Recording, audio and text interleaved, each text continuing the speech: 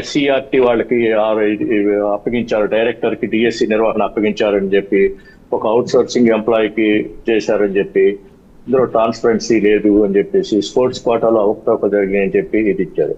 ప్రతిదానికి కూడా ప్రభుత్వం తరఫున వివరణ ఇచ్చింది. ఆ వివరణ మీద, ఆ సమాధానం మీద వీళ్ళు డిబేట్ చేస్తే మీకు వాస్తవాలు ఏంటనేది ప్రజలందరికీ అర్థమవుతుంది. కానీ అది చేయకుండా మళ్ళీ అదే ఆరోపణలు మళ్ళీ అదే పదే పదే చేయటం అనేది కూడా కరెక్ట్ కాదు అధ్యక్షుడు, కరెక్ట్ కాదు సార్. అయితే వీళ్ళు చేసేది ఏంటంటే ప్రధానంగా వీళ్ళు స్పోర్ట్స్ కోటా దాని మీద కొన్ని ప్రశ్నలు లేవనెత్తారు. ఆ స్పోర్ట్స్ కోటా దాని మీద లేవనెత్తిన దానికి ప్రభుత్వం కరెక్ట్ గా వివరణ ఇచ్చింది. ఎందుకంటే ఇంతకుముందు స్పోర్ట్స్ కోటా కింద 29 కేటగిరీలు ఉంటే ఇప్పుడు దాని కేటగిరీలు కూడా పెంచి సెంట్రల్ గవర్నమెంట్ ఏదైతే నామ్స్ ఇచ్చిందో ఆ నామ్స్ ప్రకారం చేశాము అని చెప్పేసి, అదే స్పోర్ట్స్ కోటాలో పేకాట చేర్చారు, పేకాటలో వాళ్ళకు ఇది కూడా ఇచ్చారని చెప్పేసి కూడా ఒక ఆరోపణలు వచ్చినాయి ఫస్ట్. అయితే దానికి సంబంధించి ఒక్క ఉద్యోగం కూడా రాలేదనే విషయం స్పష్టమవుతుంది ప్రభుత్వం ఇచ్చిన వివరణలో.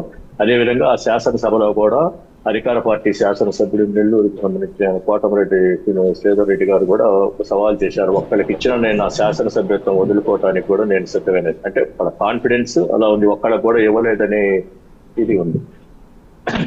అందుకని వీటన్నిటి మీద రెండవది ఏంటంటేనండి, వీళ్ళు చేసిన ఆరోపణలకు చేసినప్పుడు అందులో ఉన్న బాధితులు ఎవరు కూడా అంతగా ముందుకొచ్చి మనకి వస్తున్న దాఖలాలు అయితే కనిపించట్లేదు. అందులో ఎవరైతే విక్టిమ్స్ ఉన్నారో వాళ్ళు జెన్యూన్ గా వచ్చేది అయితే కనిపించుకుందో వీళ్ళు పార్టీ తరఫున మాత్రమే జరుగుతున్నట్టుగా తెలుస్తుంది. ఇప్పుడు ఇంతకు ముందు ఆ నీట్ ఎగ్జామ్స్ అప్పుడు జంజీ ఉద్యమం ఎలా జరిగిందో అందులో అందరూ బాధితులు ఆ పరీక్ష రాసిన వాళ్ళు వచ్చారు. ఇక్కడ దానికి పూర్తి విరుద్ధంగా కేవలం ఒక రాజకీయ పరమైన లబ్ధి పొందేందుకు మాత్రమే ఈ విధమైన ఉద్యమం జరుగుతుంది. కానీ ఇది రాజకీయ పరమైన లబ్ధి కూడా రాదండి. ఎందుకనంటే వీళ్ళు చేస్తున్నది జెన్యూన్ కాదు. వీళ్ళ ఆరోపణలో ఒక ఆధారం లేదు, ఒక నిబద్ధత లేదు ఆరోపణకి. ఊరికే వేగ్గా ఆరోపణ విమర్శలాగానే ఉంది. కానీ ఒక ఆరోపణకి ఒక నిర్దిష్టమైన ఇది లేకుండా వీళ్ళు చేస్తున్న ఆరోపణలు అనేవి కూడా ప్రజలు గమనిస్తున్నారు.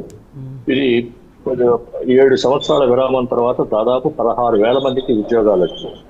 మరి 6 సంవత్సరాల పాటు ఒక డిఎస్సి జరగలేదు కదా. వీళ్ళు 6 సంవత్సరాల పాటు వాళ్ళందరూ కష్టపడి దేహిబావుళ్ళు రాసి వాళ్ళు ఎగ్జామ్ లో తెచ్చుకుంటే ఇది ఈ ఆరోపణలు అసలైన ఆరోపణలు చేయటం అనేది వాళ్ళందరినీ కూడా అవమానించే అవుతుంది.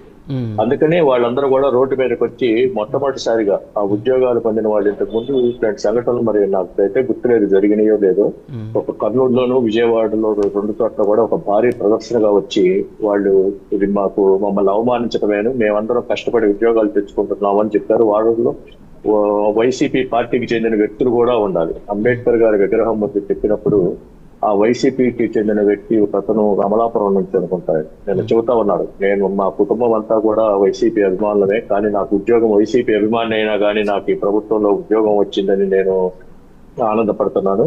కానీ ఇప్పుడు దాన్ని అవమానించే రీతిలో పార్టీ మాట్లాడుతూ ఉంది. నేను చదివిన కష్టం అంతా కూడా నన్ను అవమానించినట్లయింది. ఇప్పటి నుంచి నేను వైసీపీ అభిమానిగా ఉండను. చంద్రబాబు